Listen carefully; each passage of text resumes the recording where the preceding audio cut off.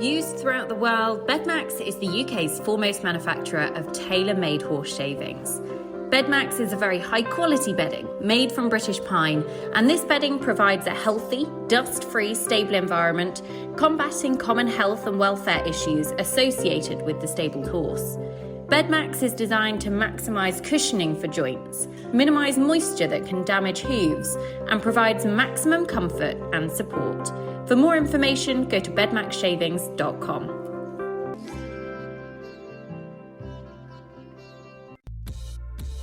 Equilume is the world leader in the research and development of lighting solutions that maximise the horse's health, performance, and overall well-being. The Equilume stable lights and casual light masks are game changers for performance horses by replicating natural sunlight and allowing them to receive the optimum level of biologically effective light, whether they are stabled, out grazing, or travelling to competition. Scientifically developed Equilume lighting products support the horse's body clock, positively influencing mood and behaviour while helping to maintain muscle tone, strengthen immunity, and ensure a sleek and shiny coat. Go to equilume.com for more information. We're getting an Olympic Games. Tokyo. And the countdown is on. Quarantine in Tokyo. Big moment this. I'm excited. To win gold. The Olympic Games, how exciting. 2 rounds of show jumping. Tokyo. Top class eventing. The team of 3. Big day. I can't wait. I'm looking forward to it. Tokyo specials. It is spectacular. Tokyo. Tokyo. Trying to become an event rider, and if you do well, we will support you funding wise in a bid to get to the Tokyo Olympics. Now this is in 2015. You can imagine what 5-year plan to get to the Olympics when you've never jumped a solid obstacle. Welcome to the Ratings Eventing Podcast and another Tokyo Diary for you listeners. Now, the guest on today's show is one of our favourite friends of the show, Alice Fox-Pitt. Thank you for coming to talk to us. Oh, Nicole, thank you so much. Isn't it an exciting time? I can't believe the Games is actually happening.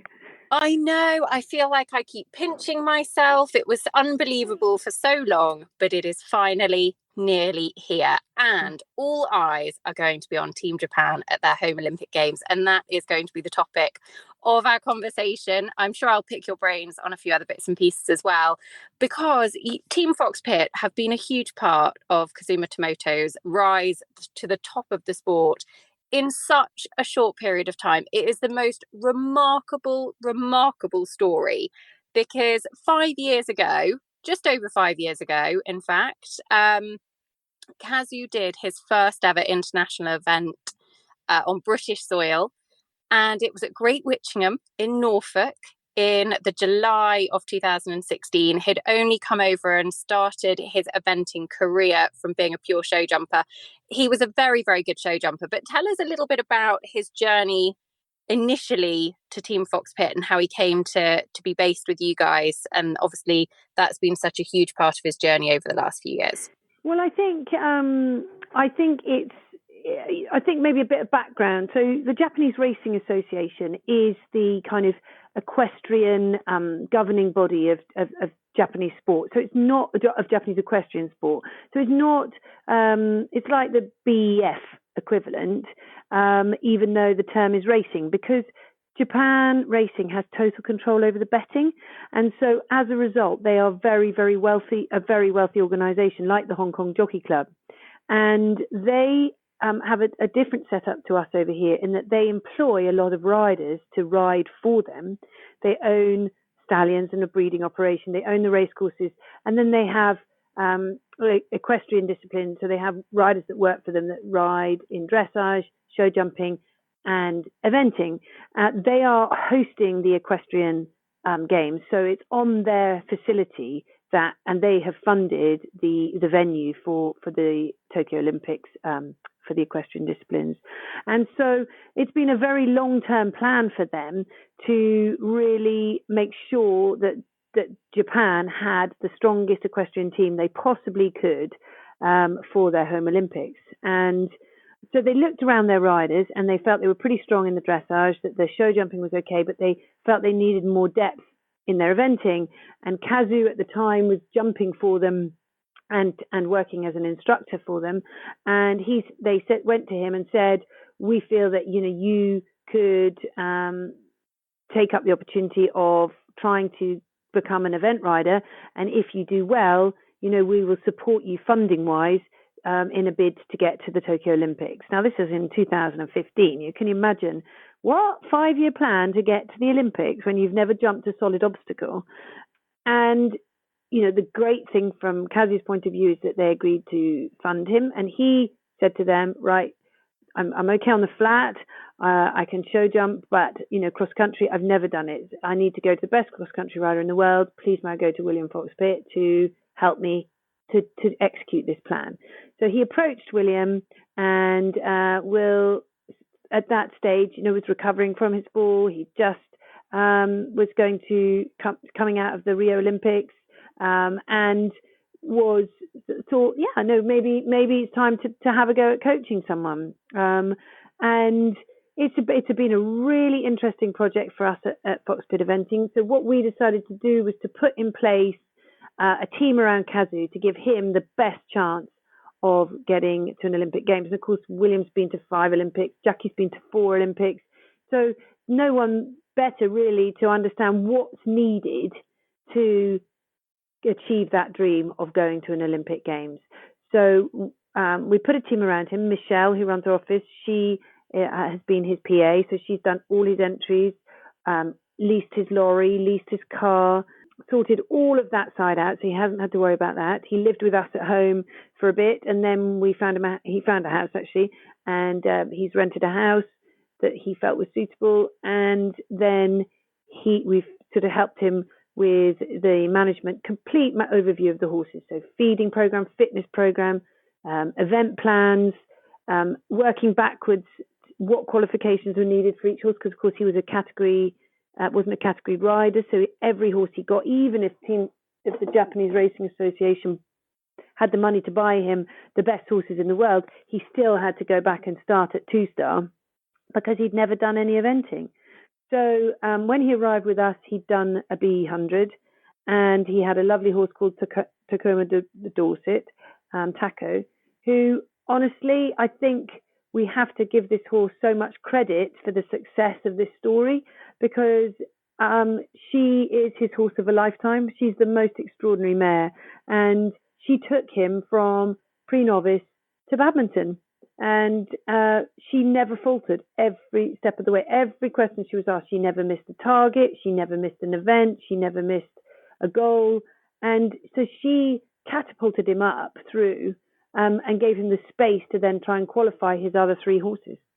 It's the most remarkable story, and the sacrifice that has gone into it is just out of this world.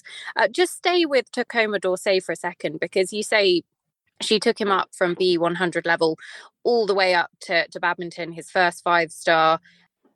She's been a remarkable part of the journey to get to this point. But actually, she'd only been up to old 2-star, new 3-star. So he produced her at the top level as well as learning himself in such a short space of time.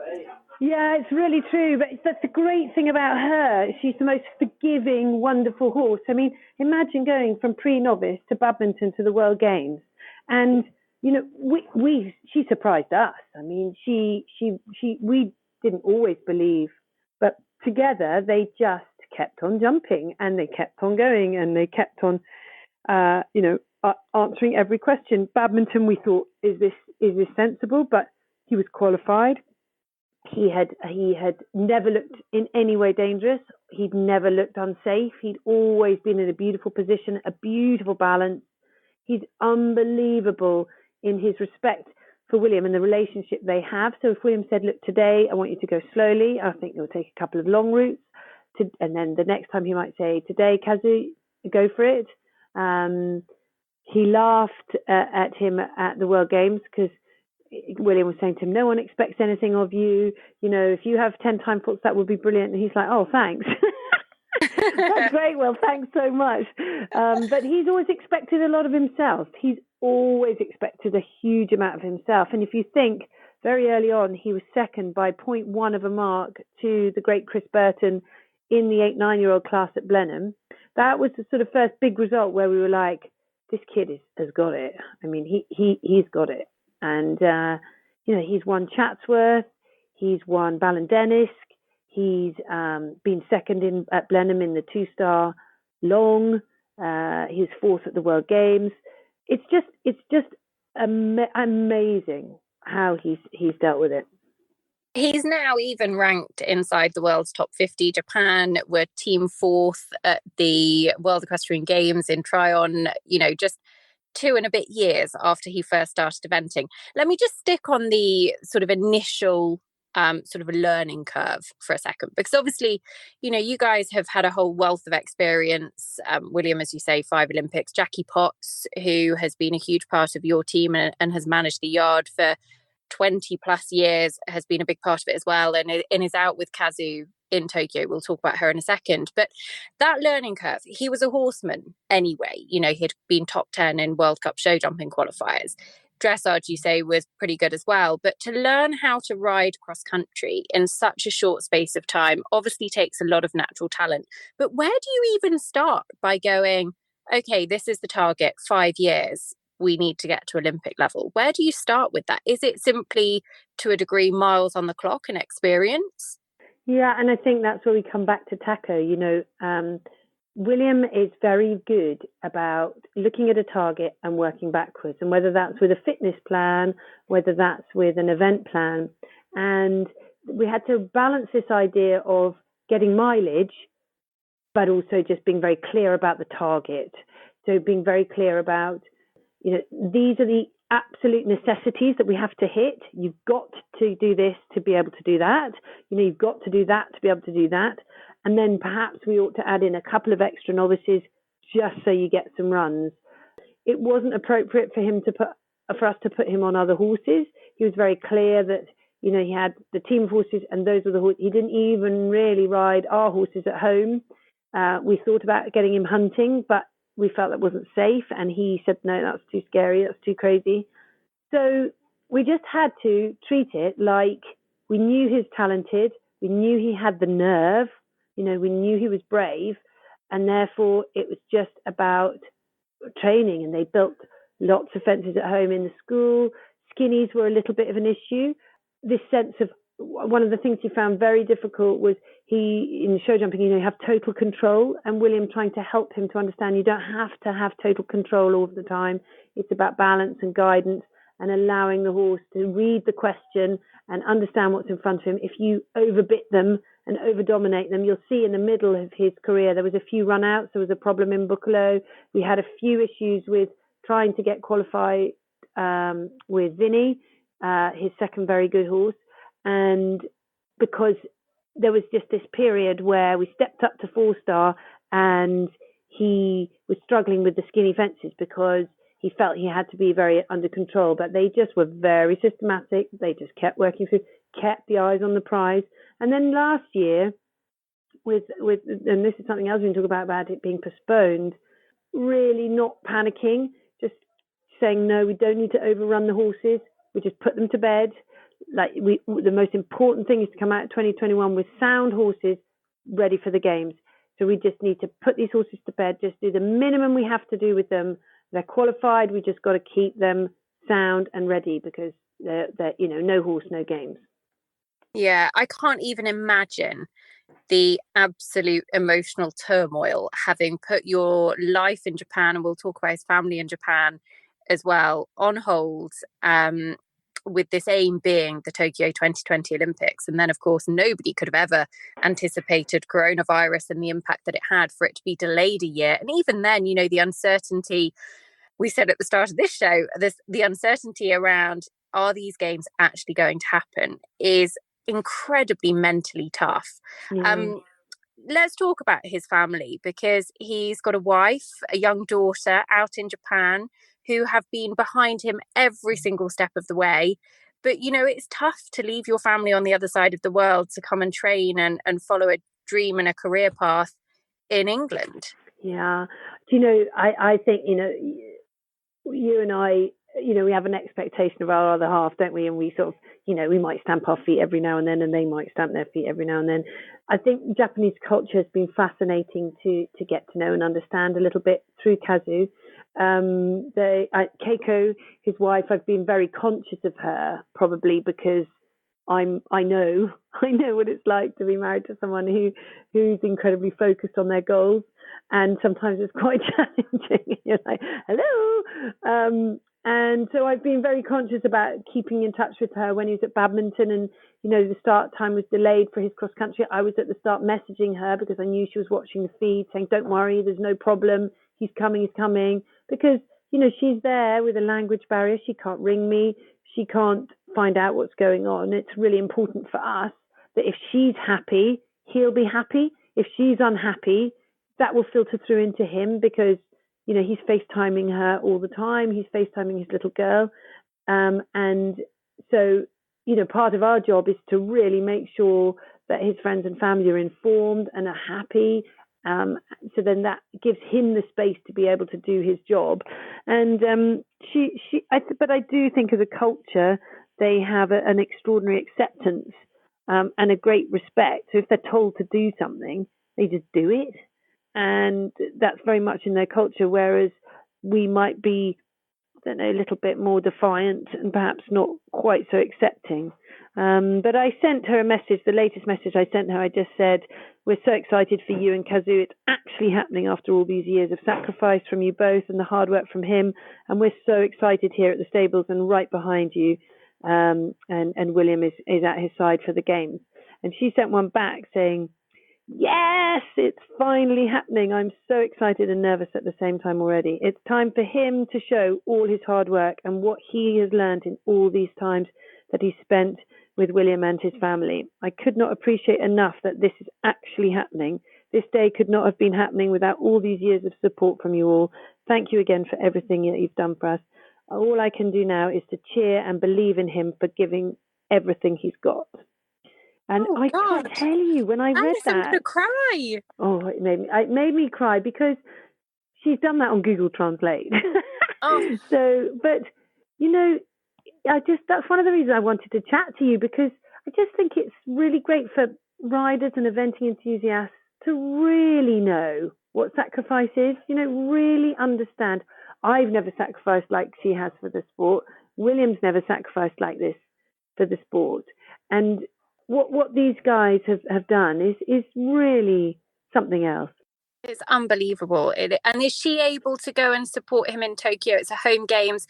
Obviously, in normal times, I'm sure that it would be more than just, immediate family that would be wanting to cheer him on. But it's really important she's a part of it as well. Is she able to make the games? He said he's got her tickets, and I hope that's the case. Certainly he's been in Tokyo now for over a week, and he's not seen his family because of the restrictions. He'll get 4 days at the end of the games to see her. So every year he's been going home for a month in the winter. So he's had a month every year back at home and then back here training. And so that's been really tough. And this year when he came back, what you were talking about, the uncertainty, he said, the Tokyo population are very anxious about this games. I don't know if it's going to happen. And our feeling was, gosh, this is going to be a huge challenge for the city of Tokyo to host these games if the city is not behind them. And so I was worried when he came back that uncertainty would play into his performances, but it hasn't at all. Keiko's been right at his back, and I hope she gets to go and watch him. And you know what? He seriously could podium. I mean, if he puts his A game forward, he's drawn first to go in the Japanese, and the Japanese, you just told me, are drawn 5th in the team. Yeah. So it's going to be a hard one in terms of getting those dressage marks. He can do a stunning test. His last run, I think he got a 20, low 20s.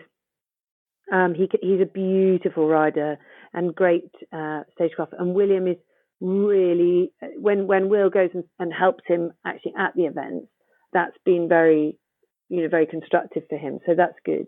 And, there's no one cooler than Will in a setup like this. He's very good at taking the heat out of a situation. You know what he's like. And Jackie as well. She's been an absolute linchpin of your yard for so many years and has been so many championships with Will, knows what it takes for the horses to get through it as well. And that kind of support is absolutely invaluable. Yeah, I mean, I've been trying to put into words what it is about Jackie that is so exceptional. I mean, of course, she's Groom of the Year. She's been to 6 World Championships. This is her 5th Olympic Games. She's done 19 badmintons. But forget all of that. The reason that, she's the marginal gain. When you look at other sports teams, when you look at cycling, we're all looking, aren't we? And we're watching other sports at the moment and trying to understand how they all work. And it's so fun in the Olympics. Jackie Potts is the marginal gain. Jackie Potts is the difference between going to an event and your horse looking great and looking lovely plaits and going nicely, and going there with someone whose sole focus is to give you every opportunity to win. And she has a way with horses that is almost witchy. I remember going into the stables in Athens, and she was feeding Tam at like 10 o'clock in the morning. I was like, what are you doing? Why are you feeding him now? We feed at 7 and 12. And she said, oh, because this horse is so much happier when his tummy's full. And I've noticed with William, when he rides him early, closer to breakfast, he always goes better. So I'm feeding him at 10 because it'll bring it closer to his dressage time, and I think he'll be happier.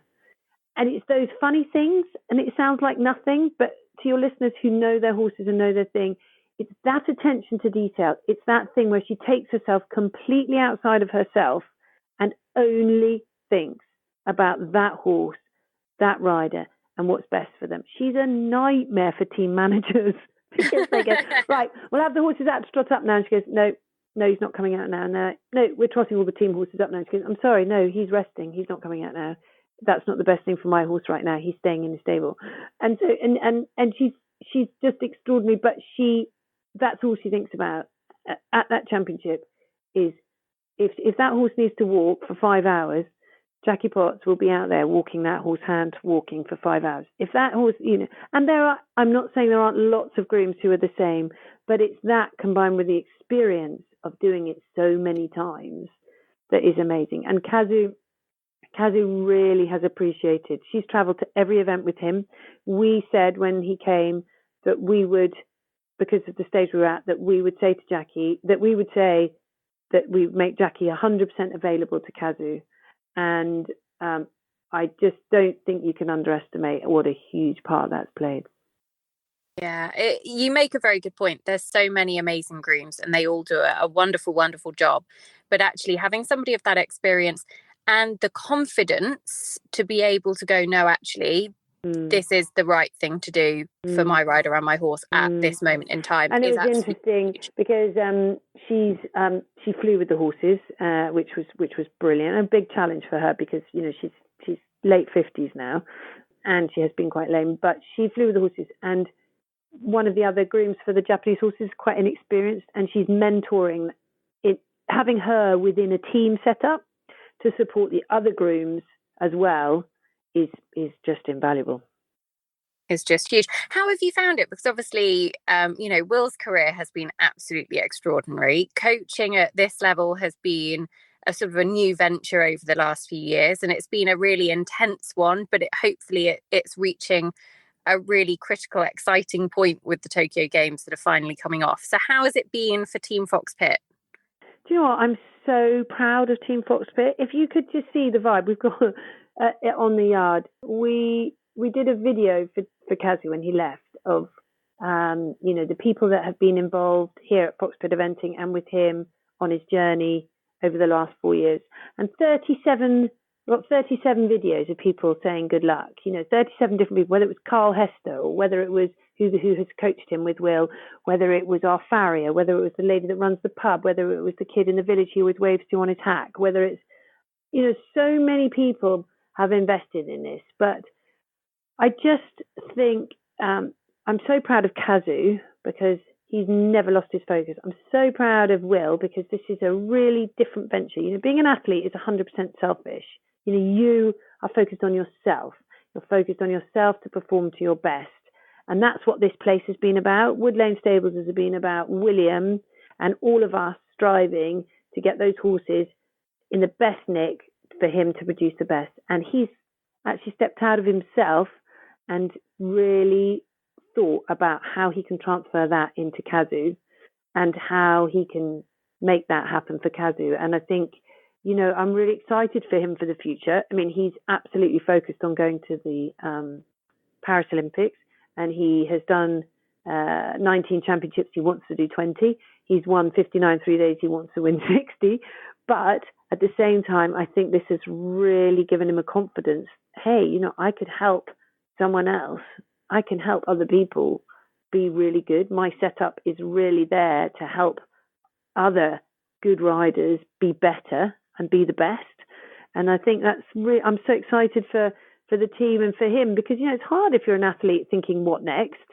And I think just the privilege of being involved with Kazu has really made him think, actually there are some good times to be had when I'm not trying to get Little Fire or Oratorio or Grafenaut to win the next big thing. I think I will really enjoy this next phase, whether it's as a national coach or coaching another elite rider.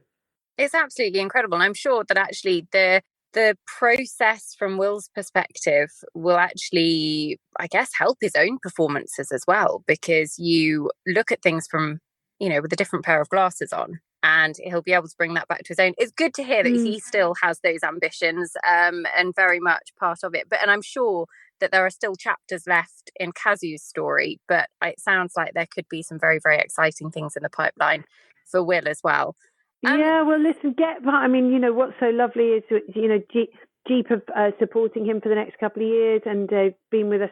That will take us to 10 years, which has just been an amazing partnership, and so grateful to Musto and Ariat and Club Cadet and, Nye Timber and Jump for Joy and all these wonderful brands that are part of Fox-Pitt Eventing and part of that real push to support Will to remain absolutely at the top of the sport. But what's really fun about this now and watching Kazu is that the next chapter is on the horizon, and gosh, I hope he goes well. Will you all just seriously get behind him, because he's no one at that Games deserves. There's so many great stories, aren't there? But wow, if he could podium, I don't know what we'd all do. I think we'd implode. I was going to say, so obviously, what are your plans? Will is out there. How are you guys going to be watching it at the yard? So I think we're all going to be having all-nighters, aren't we? Yeah. We're all going to be dead. How on earth we're going to get the horses worked and everything else, I don't know. But yeah, it's so exciting. And the course apparently looks great. Will's had a first walk round. He said it's not a giveaway. It's sort of nearly 8 minutes, 7:46, I think.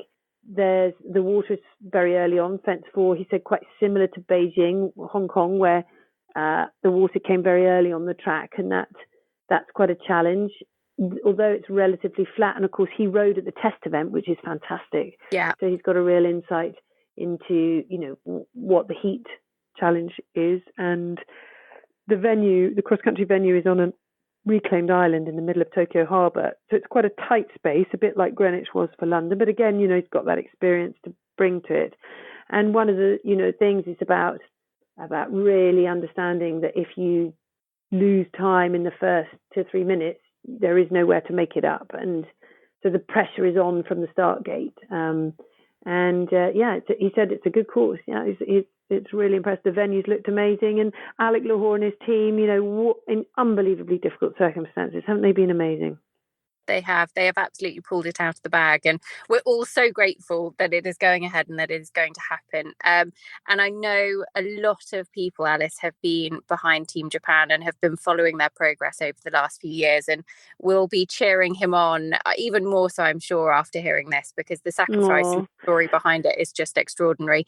We did a fun film with him last year on Fox-Pitt Equestrian YouTube, but it was at the point where the Games had just been postponed, and it was so difficult to kind of be positive. And I'm just so excited now that whatever happens, they're all there. They've passed their COVID test. The horse is sound. At least they're going to trot down that centre line, if nothing else. Oh, do you know what? We'll all be behind them every single step of the way.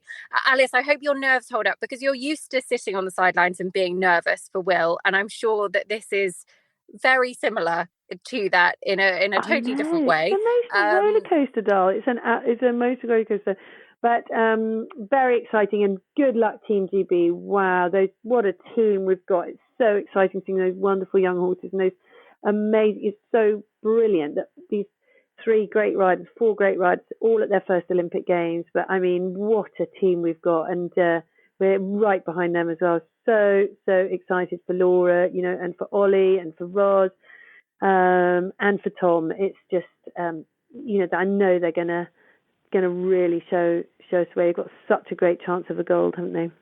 They have, but it's going to be an incredible week. Anything can happen. 3 from 3 in a team. I think I picked up on one of the preview shows actually that the Japanese have one of the strongest cross-country records in the field. I think themselves and the Australians, they both have, in terms of XCJ10, which is basically the percentage of their last 10 cross-country runs clear for each horse. Japan have 100%, 100%, and 90%. And Australia are the only other team with a field that strong. So, look, it is going to be a seriously tough competition. We cannot wait to see how it unfolds. Alice, thank you so much. Good luck. Nicole, you're an angel, and we're loving your work. And thank you so much for letting us tell his story, because, I really felt it was one worth telling. Oh, it's an absolutely remarkable one. Listeners, we hope you've enjoyed it as well. Don't forget to stay tuned. So much more coming up, and I'm sure that you'll be backing Team Japan all of the way. Thank you for listening to the Equa Ratings Eventing podcast. Have a wonderful day, everybody, and I look forward to having you back with us soon. Don't forget to follow us on Facebook and Instagram for more. Listeners, we'll speak to you again soon. Performer Care Balancer is a nutrient-rich balancer specifically formulated for the performance horse. The market-leading non-heating formulation is a very versatile feed, providing a low-calorie concentrated source of quality protein, vitamins and minerals, and antioxidants. Performer Care Balancer contains the unique Red Mills Nutrition Care Package to provide the horse with optimum nutritional support, including a natural acid buffer and prebiotics MOS and FOS to support digestive health. Performer Care Balancer is suitable as a sole feed for horses on a forage-only diet, for topping up a low-concentrate diet to meet micronutrient requirements, or to aid muscle and top-line development. Check out redmills.ie for more information, talk to your local Red Mills stockist, or buy online at the Red Mills store.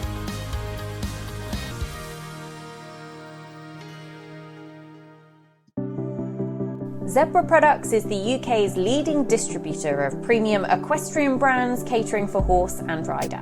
From Veridus, Amerigo, Sprenger, Akeep, Uvex and many more leading brands, Zebra's impressive portfolio includes clothing, saddles and accessories, boots for horse and rider, care products, horse rugs and helmets. Head to zebraproducts.co.uk to see where you can purchase their products from, which will help you stay ahead of the herd.